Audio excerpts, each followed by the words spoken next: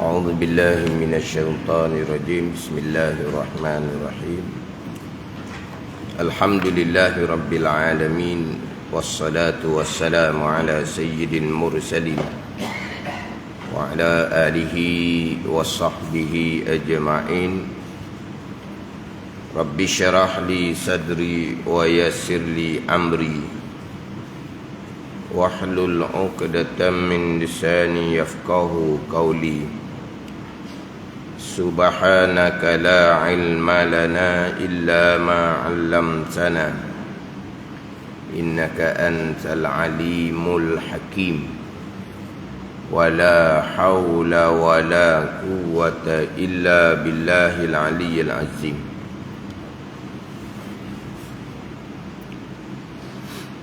Kitab Minhajul Abidin, muka surat 8. Muka surat 8, baris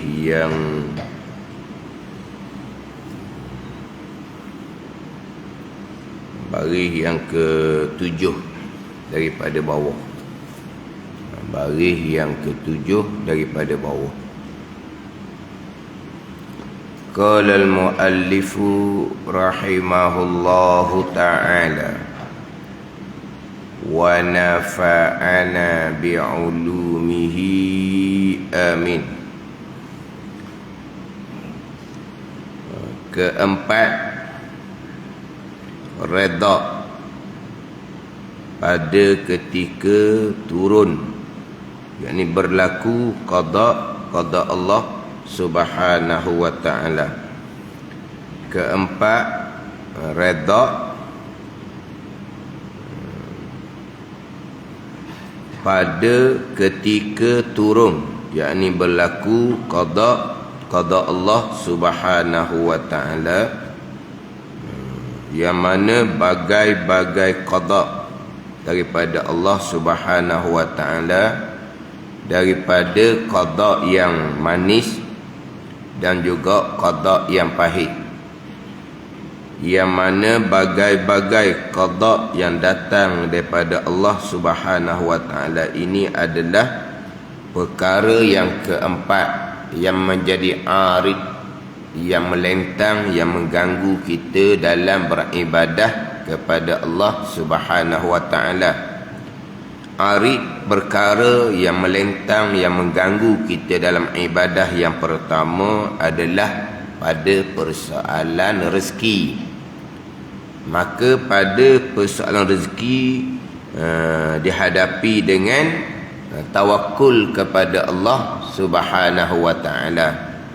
Kemudian perkara yang kedua yang mengganggu kita dalam ibadah adalah kebimbangan yang timbul di dalam hati kita, apa yang akan berlaku. Maka hadapi dengan tafwid, serah bulat-bulat kepada Allah Subhanahu wa ta'ala, kerana kebimbangan perkara yang akan berlaku di masa akan datang itu tak sapa ilmu kita, tak sapa pengetahuan kita. Tak sapa ilmu, tak sapa pengetahuan kita. Maka serah bulat-bulat kepada Allah Subhanahu wa ta'ala. Kemudian yang ketiga yang mengganggu kita dalam beribadah kepada Allah adalah kesakitan, kesukaran, ujian daripada Allah Subhanahu wa ta'ala. Maka hadapi dengan sabar. Yang mana ibadah itu sendiri pun, dijadikan ibadah itu sendiri pun dalam kepayahan, kesukaran dan ujian daripada Allah Subhanahu wa ta'ala. Diri ibadah itu sendiri adalah perkara yang kepayahan, kesukaran atas kita. Sebab itulah di dalam Al-Quranul Karim dan hadis Nabi sallallahu alaihi wasallam janjikan fadilah, pahala, balasan syurga Allah Subhanahu wa ta'ala. Kenapa Al-Quran dan hadis menjanjikan fadilah? Kerana diri ibadah tu sendiri adalah satu kepayahan, satu kesukaran. Jadi dalam beribadah kena sabar, barulah ibadah kita tidak terganggu. Jadi nak menunaikan ibadah, dan kita nak menunaikan ibadah kena belajar. Belajar itu pun satu kesukaran, satu kepayahan. Nak belajar tu sendiri, bukan mudah-mudah. Kalau belajar tu perkara hok mudah-mudah, ramai orang belajar. Ramailah orang belajar. Mana kalau kata gak kuliah maghrib itu, penuhlah sekapung mari ngaji. Kalau belajar tu perkara yang mudah, pernah sekapung lah main ngajinya. Sebab mudahnya belajar. Yelah kalau kira belajar mudah sungguh. Bukan belajar di sekolah. Belajar di sekolah payah. Dia ada ujian, dia ada apa. Mari belajar di Masjid Surau ni tak ada ujian apa pun. Tak ada orang tanya. Tak pernah orang tanya pun kitanya. Sama telah pula nak buat kertas ujian. Tak ada. Mudah je mari belajar. Mari belajar di Masjid Surau ni pula tak ada bayaran apa pun. Tak ada bayaran pun. Kemudian selesanya boleh duduk dalam ekong mana. Di rumah kita tak ada ekong. Di rumah tak ada ekong. Mari Masjid Surau, ekong ada. Selesanya. Kalau kira mudahnya. Mudah dan mudah boleh tengoklah. Orang belajar ramai ke tak ramai. Jadi diri ibadah yang sebenar, yang berlandas pada ilmu tu satu kepayahan dah. Di situ kena sabar dah. Kalaulah kata kita belajar ni pula, kita mari daripada tak ada asas. Lagilah. Kalau orang ada asas tu dia ringan sikit. Orang yang tak ada asas. Orang tak ada asas ni, tak ada asas sungguh. Bukan main-main ni. Kalau tak ada asas sungguh. Bukan main-main. Bila tak ada asas ni kok, satu pembicaraan dia pening, bengong. Satu pembicaraan dia pening, dia bengong. Terutama sekali dalam bab pegangan. Pening, bengong. Sebab apa?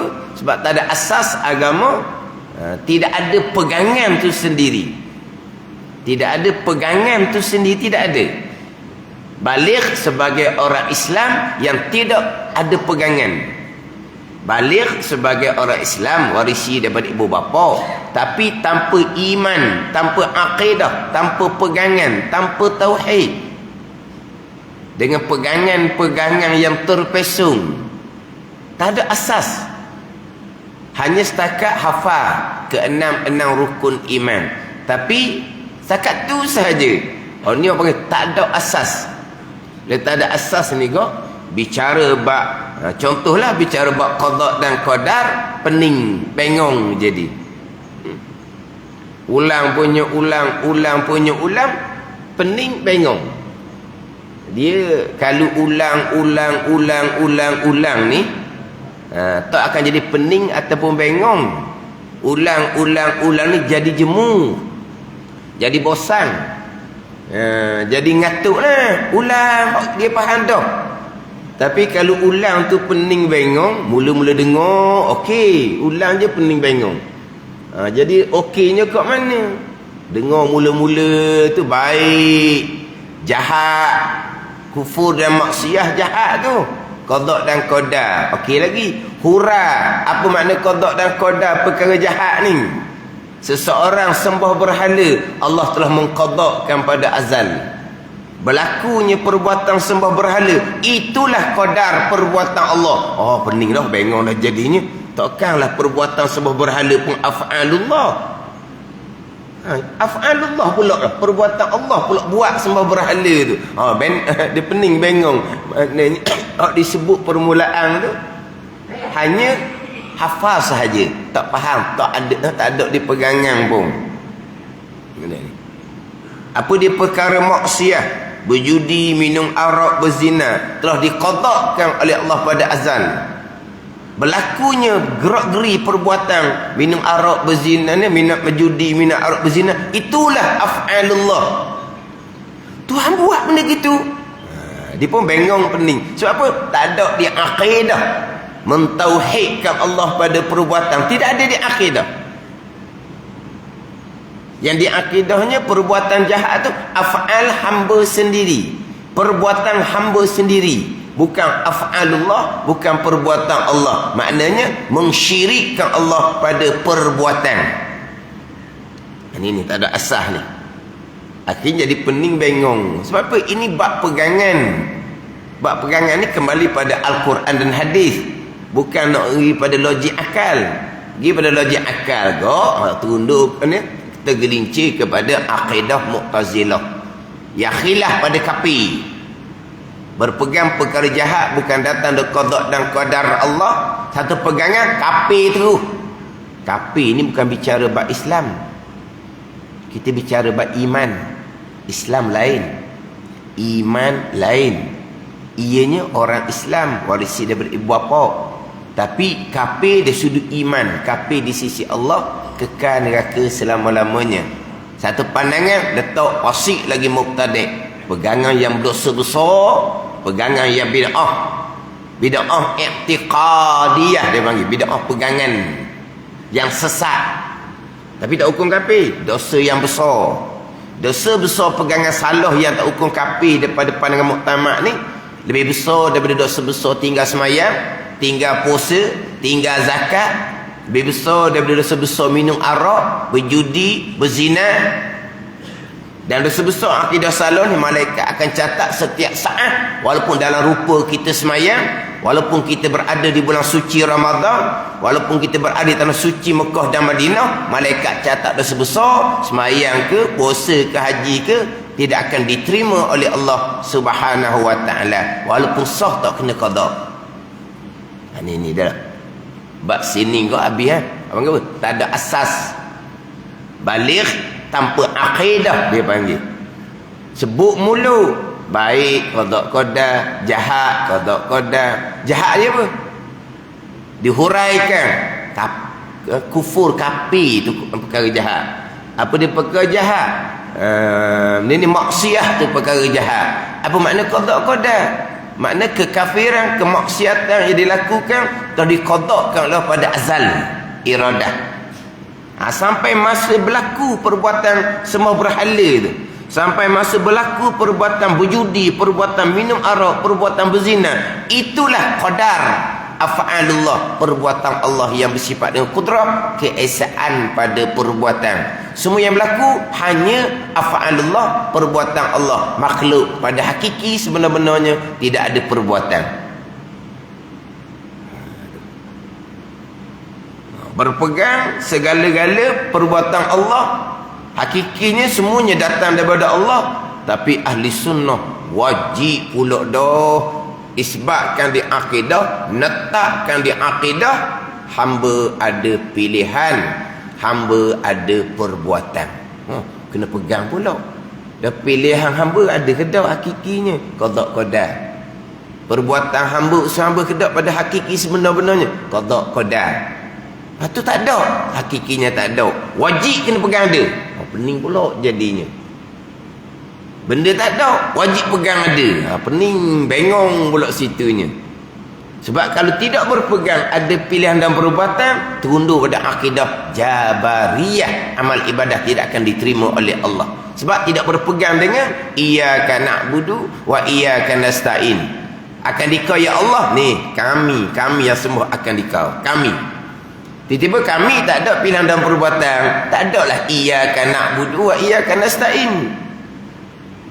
Baca Fatihah, kita tidak berpegang dengan akidah suratul Fatihah, Fatihah akan laknat kita. Kita dalam bab semayam itulah kita akan memperbetulkan bacaan Fatihah supaya sah dari segi hukum fiqh. Itu dari segi hukum fiqh. Hukum akidah pula. Hukum fiqh ialah kena perbetulkan Fatihah biar sah sekurang-kurang mengikut ukuran fiqh. Walaupun ukuran Quran tu Quran tak puas hati pun tak apalah. Tapi biar ni sah dari segi ukuran fiqh. Tu fiqh. Akidah pula.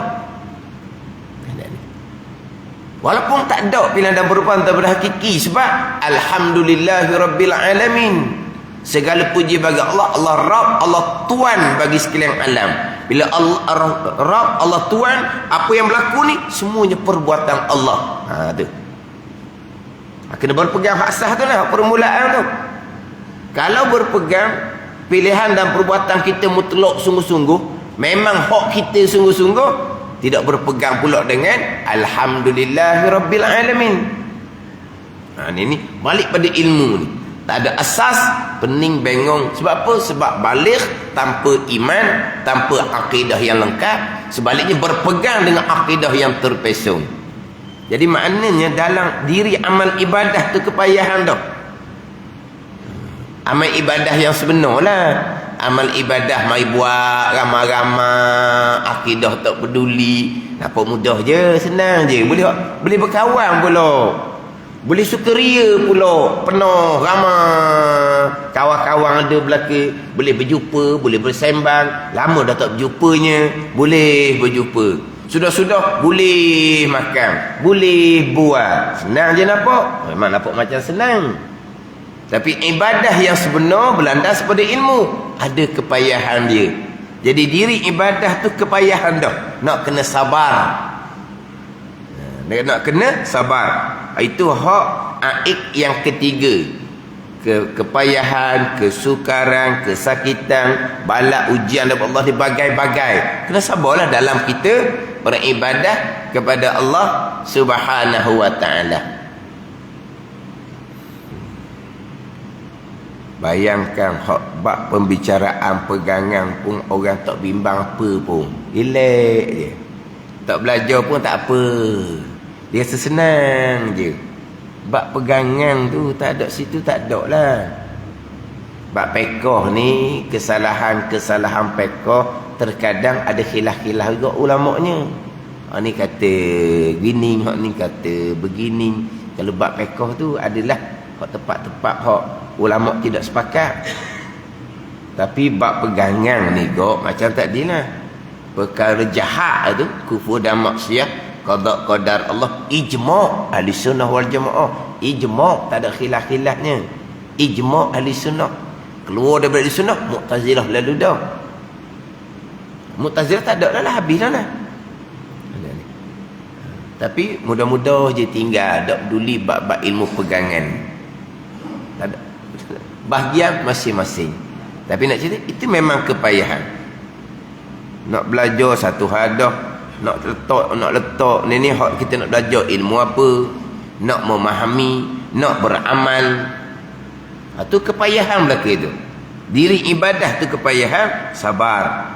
Kemudian kita ni bagai-bagai kepayahan yang menimpa diri kita, yang menimpa keluarga kita. Sebab kita hidup di dunia kampung fitnah, kampung ujian daripada Allah Subhanahu wa ta'ala. Dan diri kita ada penyakit bagai-bagai, terkadang dikeji, diumpat, dikata macam-macam ujian dalam kehidupan kita dalam beribadah kepada Allah. Hadapi dengan sabar. Itu yang ketiga. Yang keempat pula berkaitan dengan qada Allah, qada yang manis, qada yang pahit, bagai-bagai. Dan disebut dalam hadis Nabi sallallahu alaihi wasallam, wa tu'mina bil qadari khairihi wa syarrihi wa hulwihi wa murrih. Qada Allah ni perkara baik, iman dan taat. Qada Allah perkara jahat, kufur dan maksiat. Qada Allah perkara manis. Qada Allah perkara yang pahit. Qada Allah Subhanahu wa ta'ala.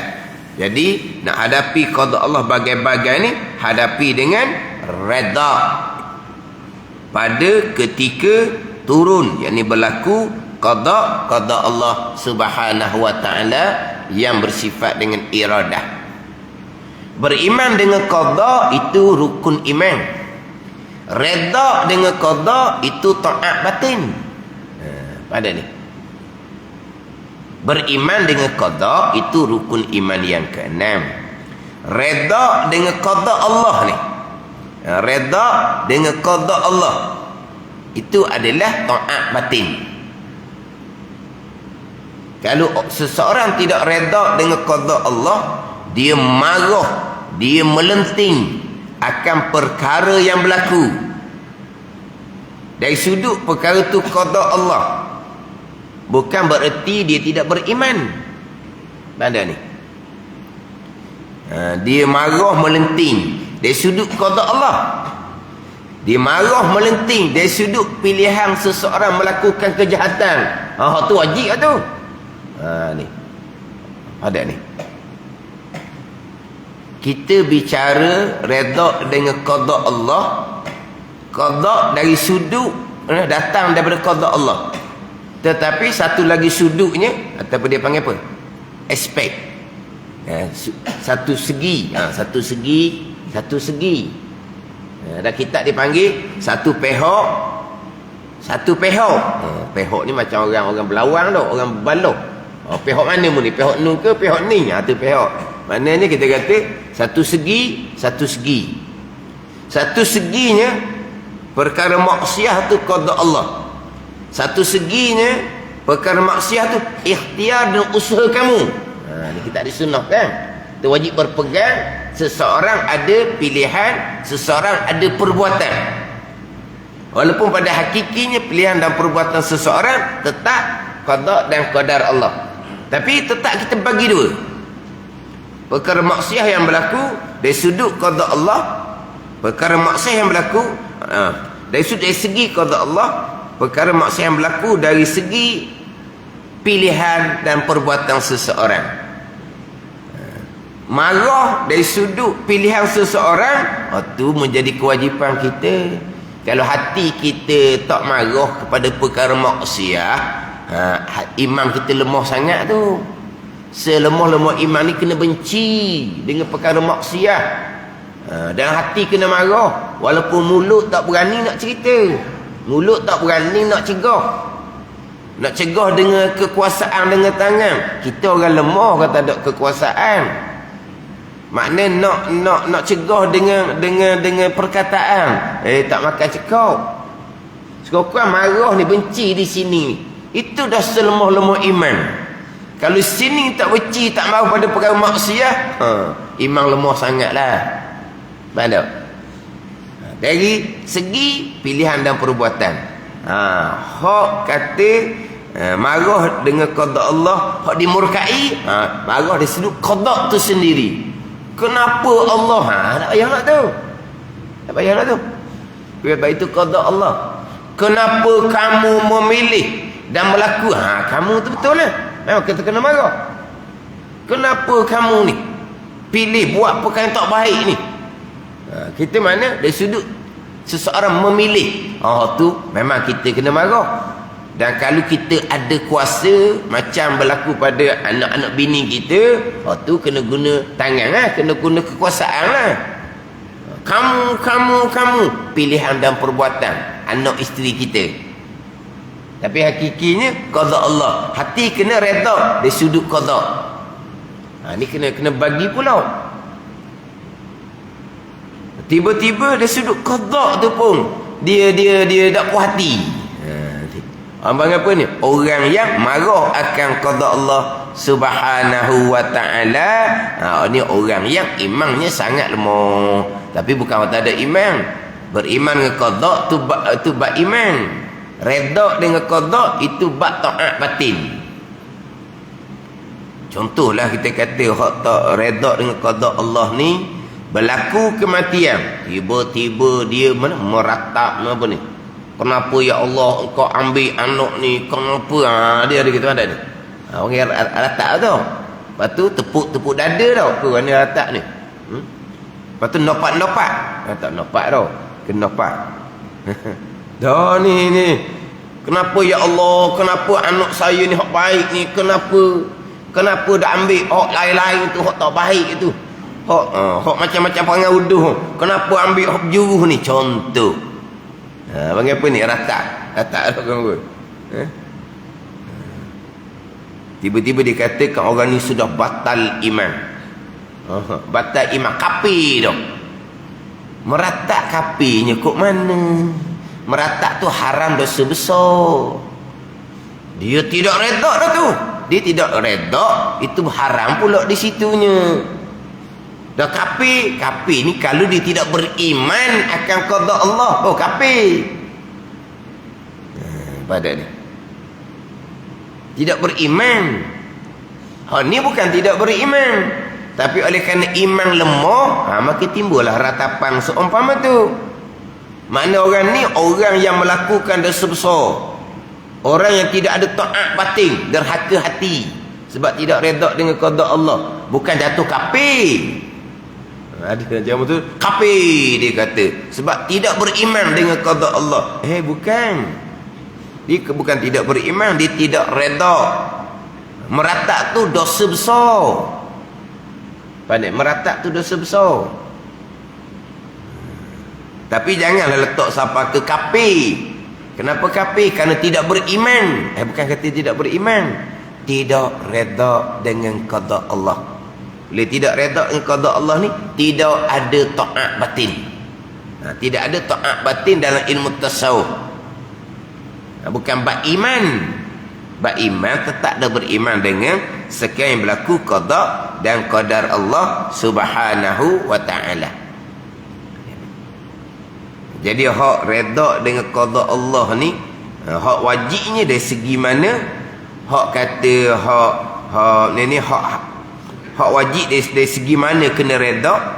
Hak nak kena marah dari segi mana? Marah dari segi seseorang tu memilih, tidak dipaksa, sendiri pilih. Tak ada dipaksa mana-mananya, sendiri pilih. Akal molek, fikirlah molek nak buat apa-apa. Gi pilih nak buat perkara hak tak baik seumpama ni. Kamu ni, kamulah. Sebab kita ahli sunnah, hamba seseorang ada pilihan dan perbuatan. Jadi perbuatan maksiat ni kamu yang pilih, kamu yang buat, tak ada paksaan-paksaan pun. Maka dari segi ni lah kita wajib kena marah, wajib kena ambil tindakan kalau kita ada kuasa. Tapi dari segi yang berlaku tu qada Allah, tu kena redha lah, kena terima hati. Terima hati. Masya Allah budak ni la haula wala quwata illa billah. Kenapa keluar mulut Masya Allah? Masya Allah ni bukan bahasa Malaysia. Ingat bahasa Malaysia Masya Allah. Kan Rumi tulis kan Masya Allah. Ingat ke bahasa Malaysia ke? Masya Allah ni perkara yang dikenaki oleh Allah. Tu Masya Allah, perkara yang dikehendaki oleh Allah. Mana kalau kejut kita, sedar kita, anak kita lah contohnya, mereka yang di bawah kekuasaan kita melakukan perkara yang Tuhan larang, mula-mula keluar mulut kita Masya Allah, la haula wala quwata illa billah. Budak ni apa dia la haula wala quwata illa billah? Tak ada daya upaya. Nak tinggal maksiat ke, nak buat taat ke, hak Tuhan belaka. Itu hakiki dia. Ini untuk sejuk dalam ni, untuk timbul redha. Dari sudut qada Allah, terimalah tu qada Allah. Dari satu segi pula, kamu yang memilih, kamu yang melakukan, kena ambil tindakan lah. Lepas tu nak letak dua segi ni bergantung pada kekuatan dalaman. Bukan kira kepada pandai cerita. Cerita ni teori dia panggil. Sampai masa berlaku praktikal tu bagi daripada sini. Pada ni nak redha dari sudut qada Allah, ini bergantung pada kekuatan iman. Nak marah akan pilihan seseorang, perbuatan seseorang melakukan maksiat pun bergantung pada iman. Ni sampai masa ni berlaku praktikal dia tu. Teori mudah je cerita ilmu. Amal dia tu, amal dia, praktikal dia tu. Ni tak bukan praktikal hak amalan, hak zahir fiqh, bukan. Amalan zahir mudah je. Ngaji Quran, berzikir, sembahyang sunat, hak tu mudah je. Hak ni hak main dalam ni, hak main dalam. Hak main dalam ni bergantung pada kekuatan iman. Bergantung pada kekuatan iman. Sebab tu apabila sahabat mengaku mereka beriman, Nabi pun tanya sahabat, apakah tanda kamu beriman? Mengaku beriman ni, apakah alamat kamu beriman? Nabi tanya sahabat, apa alamat kamu beriman? Sahabat pun jawab, nashkuru 'alal ghaha wa nasbiru 'alal bala wa narda bimawaqi'il qada. Sahabat jawab, kami syukur atas kurniaan Allah, kami sabar atas ujian Allah, wa narda bimawaqi'il qada, kami redha dengan perkara yang berlaku, yang diqadakan oleh Allah. Nabi pun aku mereka ni benar-benar orang yang beriman. Mana tanda imannya? Syukur yang pertama. Kenapa kena syukur? Sebab itu semua nikmat daripada Allah, bukan barang kita pun. Kalau barang kita, ikut pandai kita nak buat apa pun tak. Kuat iman kita, beriman tetaplah beriman. Beriman tetap beriman. Apa yang ada di kita tu perkara baik tu kurnia Allah Ta'ala belaka. Murah rezeki kurniaan Allah, semuanya beriman. Tapi kalau iman tu kuat benar, maka syukur tu kuatlah. Sebab apa? Sebab ni Pak Tuhan ni murah rezeki, Pak Tuhan belaka ni. Kena syukur lah. Syukur dengan apa? Kita gunakan hak Tuhan ni pada perkara hak Tuhan beri. Tu syukur. Syukurnya kita guna perkara hak Tuhan beri ni pada perkara yang Tuhan suka, yang Tuhan redha. Jangan pergi guna perkara hak Tuhan murka. Tu kupon nikmat orang panggil, tak syukur. Jadi kenapa kami syukur? Kerana hak nikmat tu kurniaan Allah Ta'ala belaka. Kami sabar atas ujian. Bapa kami sabar? Ujian Allah. Kena sabar lah. Kena terima, kena sabar. Kena tahan diri. Sebab apa? Ujian Allah.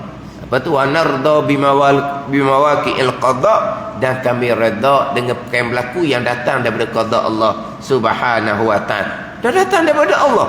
Qada Allah pasti akan berlaku. Kami redha lah. Ni sahabat kata, ni alamat kami beriman. Nabi pun aku keimanan sahabat. Lepas tu syukur, sabar, redha, alamat iman masing-masing. Kuat ke tak kuat? Hak beriman tetaplah beriman. Iman yang kuat, iman yang sempurna, timbul di syukur, timbul di sabar, timbul di redha. Ini 3 alamat iman. Mana kalau kita ni syukur kuat, alhamdulillah. Alamat tu iman kuat, amal ibadah diterima oleh Allah. Sebab nak jadi kuat iman ni daripada amal ibadah lah.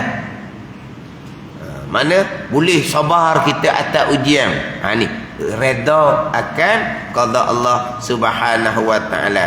Jadi kalau kita redha, maka hati kita pun jadi tenang, selesai hati, buat ibadah tidak terganggu. Iyalah kita buat ibadah dengan anak bini kita, begitu ujian akhir zaman kan, mak ayah mari masjid lah.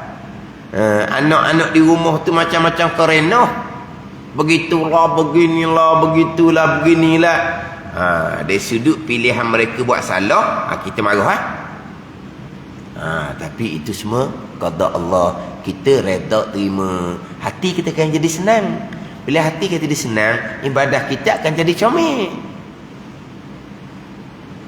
Kalau kita tidak redha, perkara tu tetap berlaku. Ke macam mana? Ke kita turun tanah, kita menang, kita gelepar atas tanah tu, perkara tu tak berlaku. Macam budak-budak ngamuk tu lah. Turun tanah, gelepar, tak ada dah ni budak-budak gitu dah. Kalau memang dulu lah, ngamuk turun tanah, gelepar lah. Gelepar boleh gelepar boleh Jadi kalau kita turun tanah gelepar, qada Allah tak berlaku qada Allah tetap berlaku. Kalau kita tak redha, qada Allah tetap berlaku. Tapi kalau kita tak redha, berdosa satu dah kita ni. Tu akhirah kita. Sekarang pula kalau kita tak redha, kita duka cita, kita serabut. Mikir tak habis ni, tidur tak lena, darah tinggi naik. Tidur tak lena, darah tinggi naik lah. Di dunia belakang tu. Jadi dunia pun mudarat. Akhirah gak, lah dah dosa, dijanji dengan seksaan. Tapi perkara tu tetap berlaku. Sebab dia kalau reda, hati jadi tenang, sedikit duka cita yang tak ada faedah. Sebab benda tu tak berlaku. Duka cita sikit-sikit tu kita manusia, tak duka cita macam mana. Tiba-tiba berlaku pada keluarga kita begitu. Tak ada orang tak duka cita. Tapi sedikit duka cita. Sedikit duka cita. Maknanya ini hak faedah sekarang. Faedah lagi akan datang, pahala besar. Orang yang redha dengan qada Allah akan dapat redha Allah Subhanahu wa taala. Tu hak akhirah. Hak sekarang tadilah sedikit duka cita. Ni hak Nabi kata kepada Ibnu Mas'ud ni, liyaqillah himmuka liyaqillah hammuka ma qaddara yakun wa man lam yuqaddir lam ya'tik. Sedikitkan oleh kamu akan duka cita akan barang yang ditakdirkan pasti akan berlaku. Barang yang tidak ditakdirkan pasti dia akan datang kepada kamu. Maka hendaklah kamu sedikitkan duka cita. Sebab apa? Sebab barang yang ditakdirkan tetap berlaku. Kalau barang yang tidak ditakdirkan, tak berlakulah kepada kamu. Ni pesanan kepada Ibnu Mas'ud. Mana sedikitkan duka cita, bukan tak ada duka cita. Tapi kena kuatkan redha, terima. Itu semua adalah ujian daripada Allah Subhanahu wa taala. Anak-anak kita adalah apa? Lubuk pahala. Lubuk pahala orang ceramah dia panggil. Lubuk pahalanya macam mana? Kita membesarkan mereka, itu tanggungjawab kita, pahala yang besar. Ummah Nabi sallallahu alaihi wasallam yang Nabi berbangga di pada hari akhirat dengan ramainya ummah Nabi sallallahu alaihi wasallam. Anak ni jadi anak yang taat, jelas pahala kepada kita yang berpanjangan walaupun kita sudah mati. Anak kita ni tak dengar kata, kita sentiasa beri nasihat, boleh pahala wajib. Kita sentiasa sabar, boleh pahala wajib. Kita sentiasa redha, boleh pahala wajib. Tetap boleh pahala kepada kita. Kita sentiasa berdoa kepada Allah. Ada ni. Kena kita sentiasa berdoa, itu pahala pada kita. Kalau tuan dah uji dengan ada berlaku apa-apa, doa kita kurang. Kalau berlaku seumpama ni nak bangun malam nak berdoa hak seorang ni payah sikit ni macam-macam hak, kita akan bangun malam berdoa, itu pahala kepada kita. Lepas tu nasihat tak bergerak, nasihat bergerak ke tak bergerak, taufik hidayah daripada Allah. Hati anak kita bukan kita tidak memiliki, dia sendiri pun tidak memiliki hati dia. Sebab yang memiliki hati hamba adalah muqallibal qulub, Allah Ta'ala. Kan kita baca doa sebelum salam tu kan, ya muqallibal qulub, wahai Tuhan yang membalik-balikkan hati. Hati kita, hati anak kita adalah milik Allah Subhanahu wa Ta'ala. Allah yang membalik-balikkan. Nasihat kita, ajaran kita, turut tak turut, adalah taufik hidayah daripada Allah. Maka tenang, sabar pahala wajib, redha pahala wajib. Lebih besar daripada pahala baca Quran lagi, itu pahala sunat. Berzikir itu pahala sunat, ni pahala wajib. Baca Quran ni ada ketika-ketika, sabar ni sepanjang masa, redha ni sepanjang masa, pahala wajib sepanjang masa. Pada ni ini hak faedah akhirah. Faedah sekarang, hati tenang, hati selesa, hati lega, maka ibadah akan jadi comel. Ini redha dengan qada Allah. Ini teori ilmu. Teori ilmu mudah sangat-sangat. Sampai masa Tuhan uji, itu bergantung kepada kekuatan dalaman masing-masing. Jadi perkara yang datang daripada Allah, qada, manis dan pahit ni, kita hadapi dengan redha kepada Allah, redha akan qada Allah Subhanahu wa Ta'ala.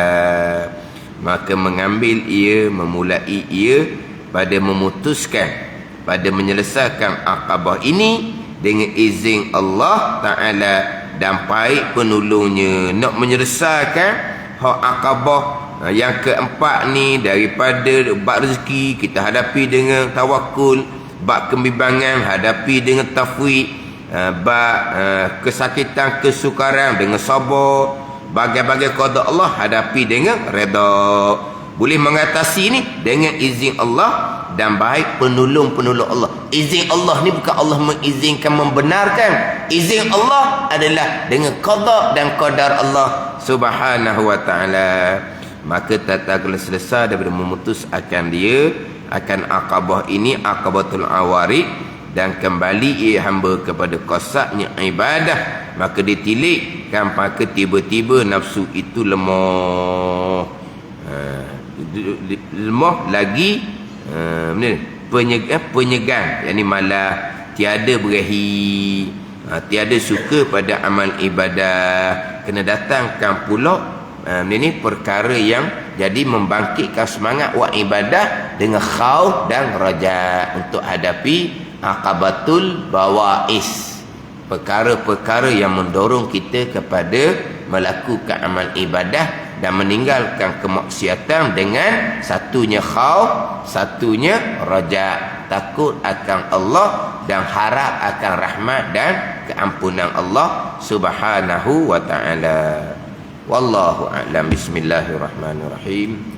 Alhamdulillahirabbil alamin. Wassalatu wassalamu ala sayyidil mursalin wa ala alihi wa sahbihi ajma'in. Allahumma aftah alaina futuhal arifin. Allahumma allimna ilma akdamin wa fahimna famas sabiqin warzuqna ruqat talibin. Allahumma zidna ilma wa alhiqna bis salihin. Wa sallallahu ala sayyidina Muhammadin wa ala alihi wa sahbihi wa sallam. Walhamdulillahirabbil alamin.